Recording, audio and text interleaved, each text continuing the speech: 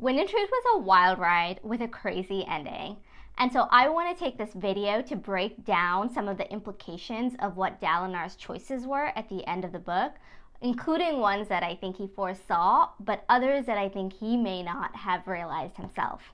But this video will include spoilers for all of the Stormlight Archive up through the end of Wind and Truth, and then a little bit of Mistborn and potentially Warbreaker as well. So if you haven't read any of those, please stop now. But with that, let's get into it. So I want to talk about 3 points in this video around Dalinar's gambit and his sacrifice at the end of the book. First, by unleashing odium, and unleashing odium specifically of being bound to the system of roshar, he's forcing some of the other shards to act in a way that they were content not to. 2 is by setting it up so that Taravangian is compelled to pick up honor, he is mitigating some of some of odium's worst impulses. And then 3, I think, and I'm not sure if he fully predicted this himself, but by freeing odium from roshar, he's also then freeing roshar from odium, or at least odium's exclusive focus, and actually also from other shards, including cultivation's exclusive focus. So before we break down all 3 of those points, I want to do a little bit of a recap of the contest of champions. And this was negotiated between Odium and Dalinar at the end of Rhythm of War. And I think it's worth just reminding ourselves of what the choices that Dalinar had in front of him at the end of the book were. And so the first part of that was that what they decided was that if Odium wins the contest of champions, Odium essentially gets to keep all the kingdoms on roshar under his control, and he gets to have Dalinar under his control. So Dalinar essentially becomes some variant, it sounds like, of fused that will then work directly for Odium. But in that negotiation, Odium still remains bound to the Rosharan system.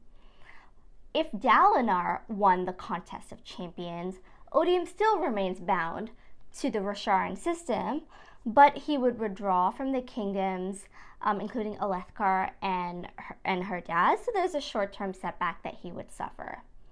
What's more interesting, I think, around the contest of champions and what actually pans out in the book is if either of them break their contract. And the implications for Odium breaking the contract, at least the way it's set up, are pretty profound. The Rhythm of War talks about how Odium feels like it would open a quote-unquote hole in his soul that would enable cultivation to kill Odium or splinter the Shai. But if Dalinar breaks the contract, which is what Dalinar does end up doing, Odium is unbound from roshar, and he gets to take Dalinar to be his champion, essentially, in the war for the broader cosmere. And that's what ends up happening in practice at the end of Wind and Truth.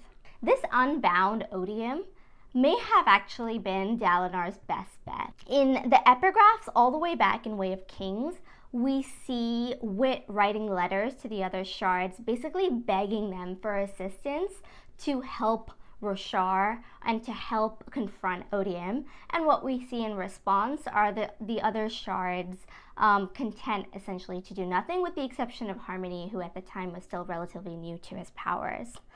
But by unbinding Odium from roshar, the other shards don't really have a choice. They have to confront that.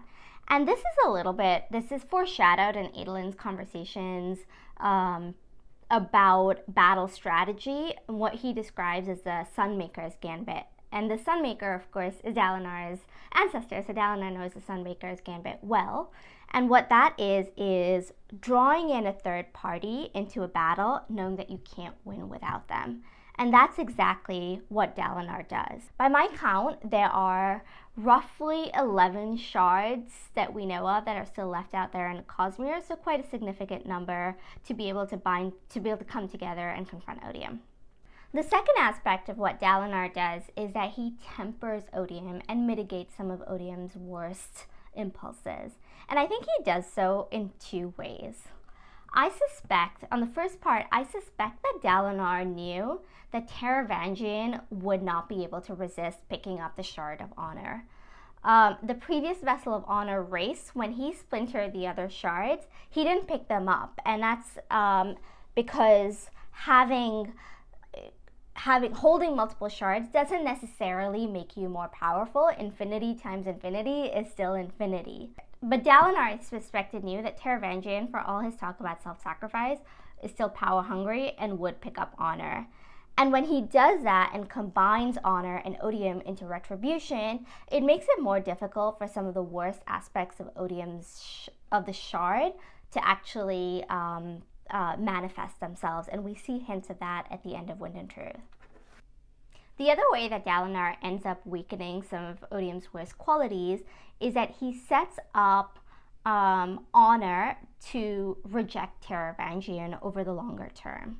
And what's really unique about honor, the Shard of Honor, is that because it hasn't been held by a vessel for some period of time, it started to develop a level of self-awareness that we haven't seen from any other shards in the cosmere.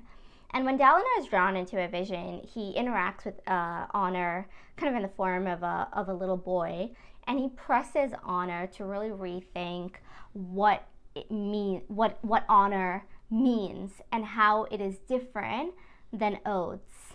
And I think what we'll see in the longer term is that shard and its growing self-awareness then rejects retribution's actions as honorable, even if it is technically keeping the oaths that they were bound to.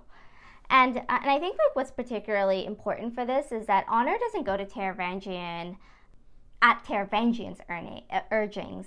It goes to Taravangian at Dalinar's urging. And this is another area that mirrors Adolin's own arc over the course of Wind and Truth.